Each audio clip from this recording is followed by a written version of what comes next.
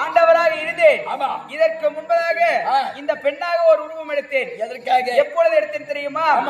அதாவது திருப்பாக்கடலை தேவர்களும் அசுரர்களும், அசுரர்கள் ஒரு புறம் தேவர்கள் ஒரு புறம், மதகிரி மலையாக மத்தாக கொண்டு ஆதி சேஷனை தாம்பு கயிறாக வைத்து அந்த மத்தாக கடைந்தாராம். எதற்காக? அதில் இருக்கக்கூடிய அமிர்தத்தை பெறுவதற்காக. அந்த அமிர்தமாகப்பட்டது எடுத்த உடனே வந்த உடனே அசுரர்களை எடுத்துக்கொண்டாராம். தேவருக்கு கொடுக்க கிடையாது.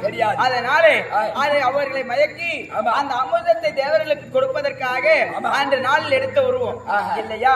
அந்த நாளில் எடுத்தாய். இந்த நாள் எதற்காக?